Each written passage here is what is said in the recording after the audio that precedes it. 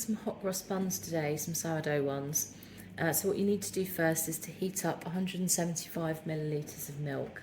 You want to add 50 grams of butter. So now that my butter and milk have melted together, I've just added in 2 teaspoons of honey. Apologies, I didn't put the camera on for that, but that's just going to help the texture to stay soft. Okay, so my butter, honey and milk mixture is now tepid, it's sort of lukewarm. So to that I'm going to be adding in my sugar. So I've got 45 grams of sugar here. I'm also going to add in now my starter. I've got 100 grams of starter. Just give that a little stir. I'm going to add an egg to that too. You just want to mix that all together. I'm going to add my wet mix now into 400 grams of strong white bread flour. So you just want to mix all of that until it comes together. Just going to finish bringing that together with my hands. Once you've got all of the ingredients nicely combined together, you just want to cover that and let that sit just for half an hour. Whilst my dough's resting, I've got here around 130 grams of mixed fruit. So I've got currant, sultanas, raisins and some mixed peel. To that I've got a fairly strong cup of Lady Grey tea here. I like Lady Grey for this because it's got additional kind of orange flavour, which I just think is so good in hot cross buns. Just going to add a little bit of the hot tea to my dried fruit, just give that a stir. You just want to leave that for 30 minutes whilst your dough is resting to soak up that tea, plump up, and again that's just really gonna help to add moisture into our hot cross buns. I've got my dough. To my dough I'm now going to add some spices, so I'm going to add about a teaspoon of ground mixed spice. I'm going to add a touch of cinnamon. I find cinnamon I like cinnamon, but it's quite a strong flavour, so I don't want to add too much of that. And then I'm also going to add just a little nutmeg. I'm also going to now add a teaspoon of salt. I used unsalted butter. You could use salted butter and then don't add any additional salt. And finally I'm going to add my dried mixed fruit and candied peel. Now that's done, I'm just going to mix all of those additional ingredients into my dough. The easiest way to do this really is just to get in there with your hands. I'm just starting it off a little bit with a spoon. Once that's sort of broadly combined, pop it onto a clean work surface.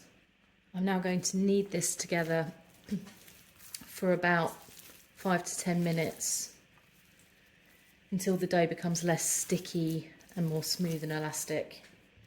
To knead dough, just as you knead any dough, you want to push it away with the back of your hand and bring it back together. Push it away and bring it back together. And then just give the dough a little turn. And that's just to make sure that you're going to be kneading all of the dough. Now your dough will be fairly sticky to start with. Just use a dough scraper to help you out if you need to. If you're finding it's too sticky to work with, then if you try and moisten your hands a little bit just with some water, that can help. You can also put a little bit of oil on your hands. Try not to add flour if possible.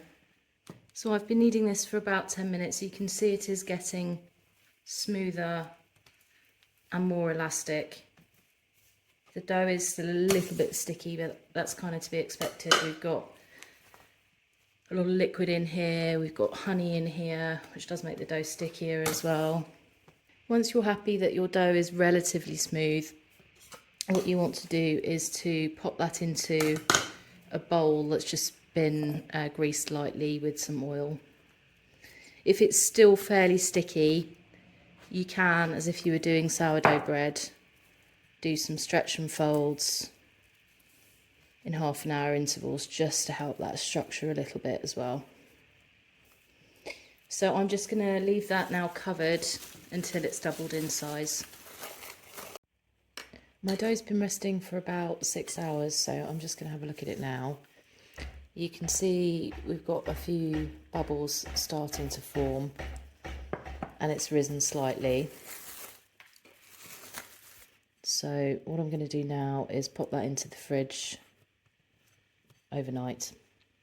Okay, it's the next day and my dough has been resting just to come back to room temperature, and I've let it sit out a little bit longer as well.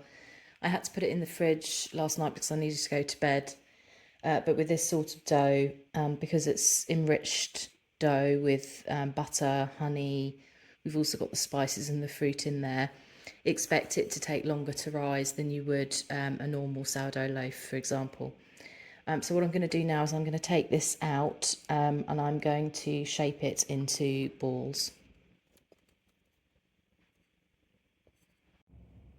Okay, so if you'd like to, you can give the dough another quick knead at this stage just to kind of even out the air bubbles that have accumulated in the dough. I just want to shape it into a very rough log shape, and then I'm going to cut pieces off and roll those into balls.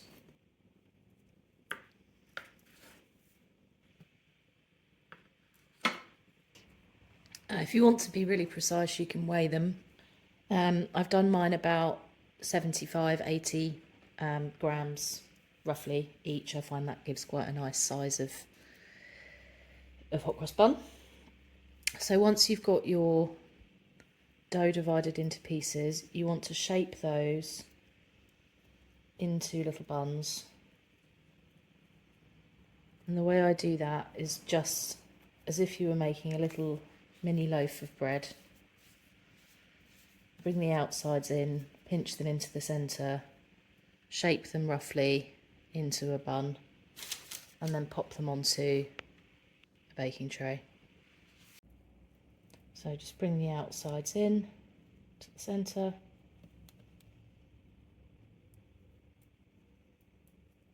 pinch that together, turn it over, shape it using your hands into a little bun shape, round shape, and then pop it onto a baking tray. So once you've shaped your buns, you want to cover them over loosely with a damp tea towel or some cling film and just leave them in a warm place to rise for a couple of hours. My hot cross buns have nearly finished rising, so I'm just going to make a paste now to put the crosses on top. For that you need around equal quantities of flour and water. So I'm going to start just with around 1.5 tablespoons of flour.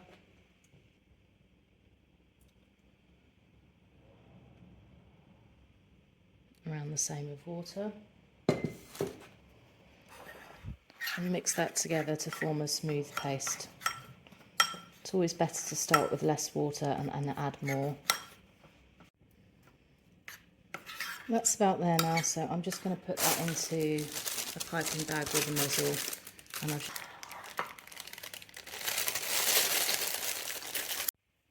so you can see my hot cross buns have puffed up a fair bit now from what they were. Just going to test for doneness. So you can see that is coming back slowly and leaving a partial indent. And these had 2.5 hours resting at room temperature in a warm spot. I'm just going to pipe on my crosses now.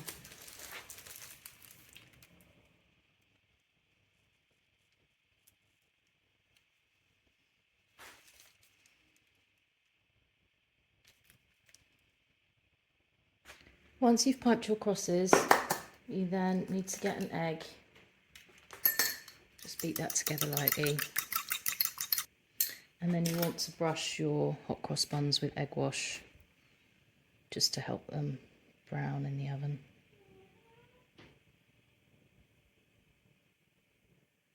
When your hot cross buns are done baking, you're going to want to cover them with a glaze. I'm just going to use a simple sugar syrup.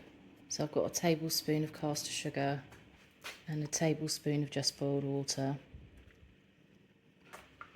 I'm just going to stir that together until it dissolves. If you've got apricot jam, you can use strained warmed apricot jam as well.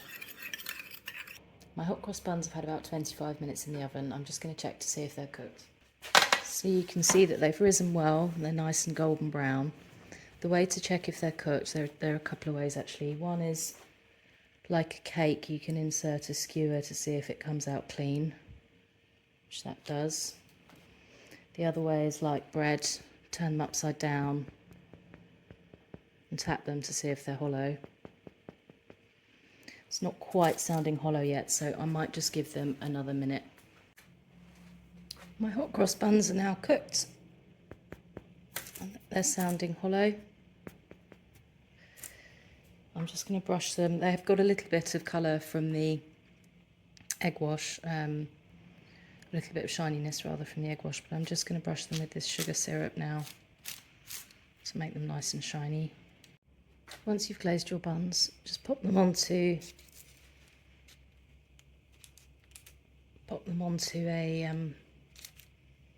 cooling rack.